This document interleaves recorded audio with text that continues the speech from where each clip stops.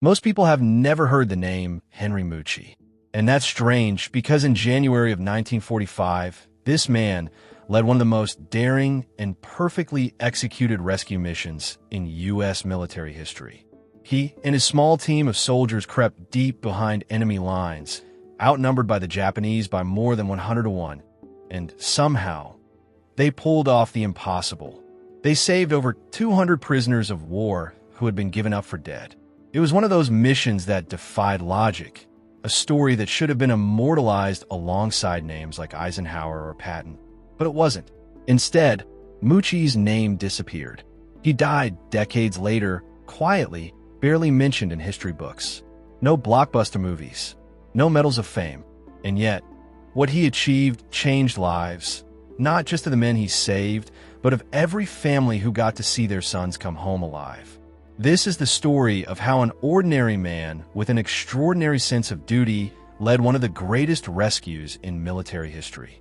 A story of courage, precision, and sacrifice, and of how the world somehow forgot it ever happened. In World War II, death was often random, a bullet, a bomb, or disease. But survival? That took leadership, and Lieutenant Colonel Henry Mucci wasn't supposed to be a leader. He was supposed to be a numbers man, quiet, disciplined, calculated. But when the war came, he was given a mission so dangerous that most people assumed it was suicide: to march straight into the heart of enemy territory and bring home the lost.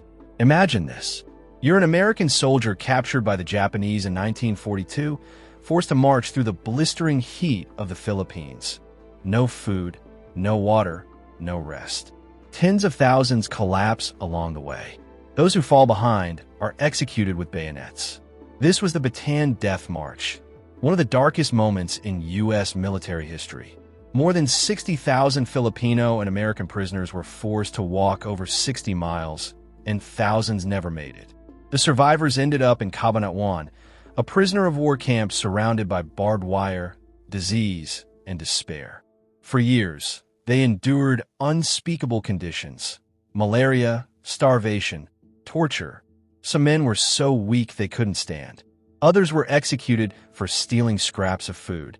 And as the tide of the war began to turn against Japan in 1945, the prisoners heard whispers that their captors planned to execute them all before the Americans arrived.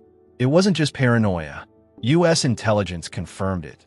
The Japanese had already massacred hundreds of POWs at another camp, Palawan, burning them alive to prevent rescue. And now, those same orders were coming for the men of Cabanatuan. Over 500 prisoners, too weak to fight, no weapons, no hope. If someone didn't act fast, they'd all die. That's when Lieutenant Colonel Henry Mucci got the call. In late January 1945, the U.S. Army Rangers received an almost impossible order: rescue the prisoners at Cabanatuan before the Japanese kill them. It sounded simple, but in reality, it was madness. The camp was 30 miles behind enemy lines, guarded by hundreds of Japanese soldiers, surrounded by open rice fields. No cover, no easy escape. To make things worse, tens of thousands of Japanese troops were retreating through the area, desperate and unpredictable.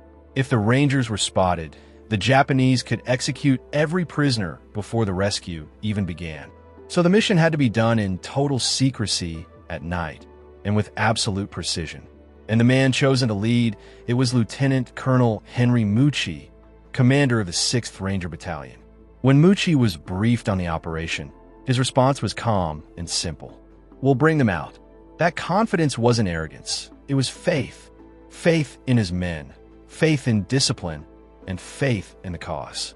The mission's odds of success were less than 1 in 100. But Mucci had something the Japanese didn't: a unit trained to move silently, strike quickly, and never stop until the job was done. They would be assisted by Filipino guerrillas, locals who knew every path, every river, every patch of jungle. It was going to be one of the most dangerous and coordinated operations of the entire war. And every single man knew if one thing went wrong, no one was coming home. Before the war, Henry Mucci didn't look like a hero. He looked like an accountant. Born in 1909 in Bridgeport, Connecticut, to Italian immigrant parents, he was quiet, serious, and disciplined. He graduated from West Point, where he wasn't the top of his class, but he was respected. He wasn't the loudest man in the room, but when he spoke, people listened. Before the war, he taught mathematics at the U.S. Coast Artillery School. He believed in precision. That success was built from countless small, correct decisions. And that same mindset would one day save hundreds of lives. When war broke out, Mucci was assigned to train a new kind of soldier, one that didn't follow the usual rules of combat. The Rangers. They were America's answer to the British commandos. Fast, smart, ruthless when they needed to be. Mucci's job was to turn ordinary infantrymen into elite fighters who could outthink and outfight the enemy. He pushed them to their limits. Marches through jungle heat until their legs gave out. Exercises in stealth, endurance, and teamwork. At first, they hated him. Then, they realized why he was doing it. He was preparing them for something they didn't even know was coming. Mucci wasn't just their commander. He was their father figure. He never yelled without purpose. He never risked lives needlessly. And when the Cabanatuan mission was announced, every man volunteered.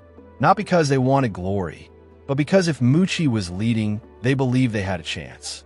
The plan was simple.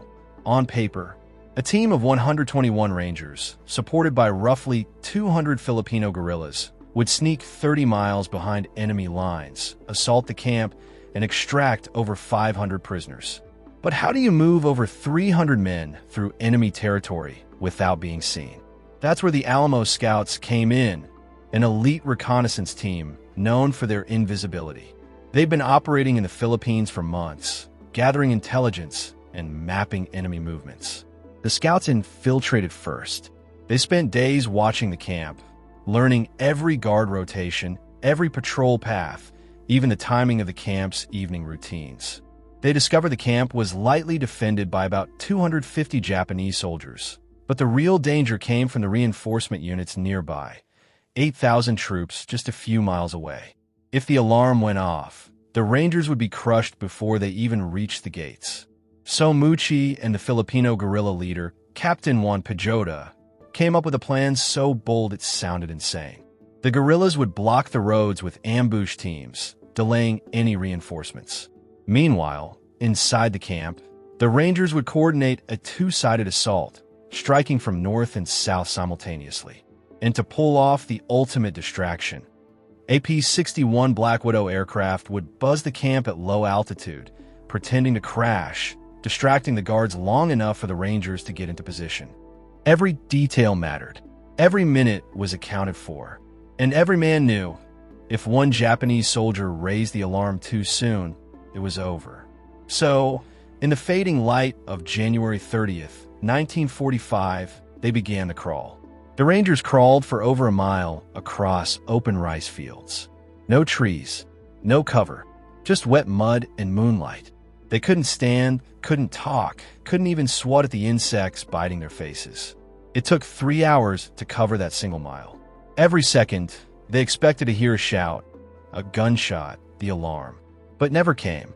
At precisely 7:40 p.m., the P-61 aircraft roared overhead, pretending to crash in the distance. The Japanese guards looked up, curious, distracted. And that was the moment. Mucci whispered, "Go." 2 groups of Rangers moved in simultaneously, one led by Captain Robert Prince, the other by Captain Jimmy Fisher. They cut through the fences, tossed grenades, and opened fire. The entire camp erupted in chaos. Within seconds, the night exploded. Machine guns rattled, grenades popped, and men screamed in confusion. The Japanese were caught completely off guard. They thought the Americans were miles away. Many guards were shot before they even knew what was happening. Rangers stormed the barracks, kicking down doors, shouting, "Get out! You're free! Americans! Americans!" But the prisoners didn't believe it. They were terrified, too weak to move, convinced it was a Japanese trick. Some had to be dragged out by force. The Rangers carried them, one by one, through the mud and darkness. Others guided the wounded on makeshift stretchers. Meanwhile, outside the camp, Filipino guerrillas ambushed Japanese reinforcements, blowing up trucks and cutting off the main road. Mucci himself didn't fire a single shot that night. He stood near the center of the operation, coordinating movements, keeping his men calm. Within 30 minutes, it was over. Over 500 prisoners rescued. Only 2 Rangers and a handful of prisoners killed. It was one of the most flawless military operations in history. They had done the impossible. The rescue was just half the battle. Now, they had to get everyone home. Hundreds of malnourished, barely conscious men, some carried on carts or shoulders, all while thousands of Japanese soldiers searched for them in the darkness. They crossed rivers, crept through jungle trails, and hid in the tall grass as Japanese patrols passed just meters away.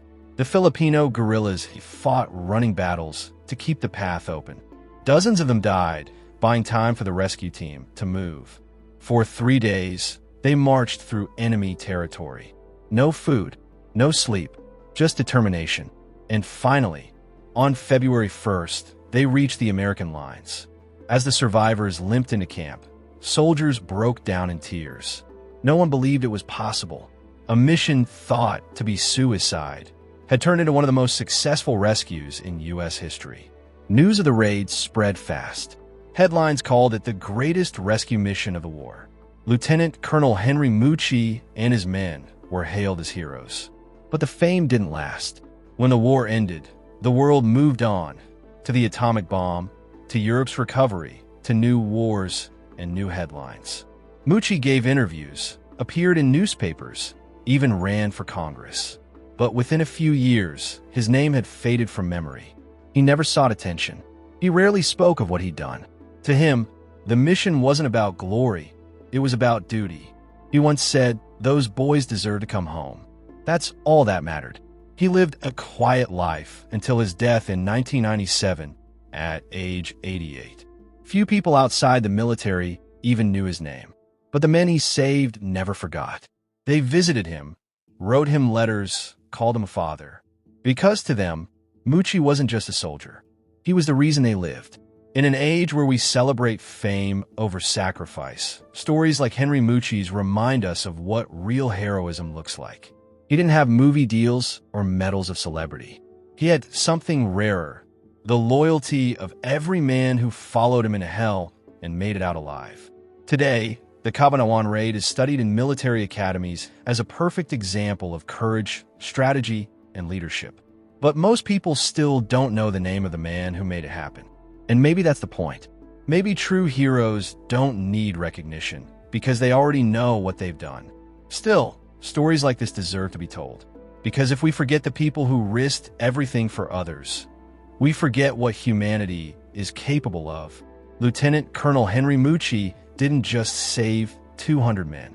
He saved their families, their futures, their generations. And even if history forgot his name, we don't have to. If you found this story powerful, share it, because heroes like Henry Mucci deserve to be remembered. And if you want more stories about the people history forgot, don't forget to subscribe.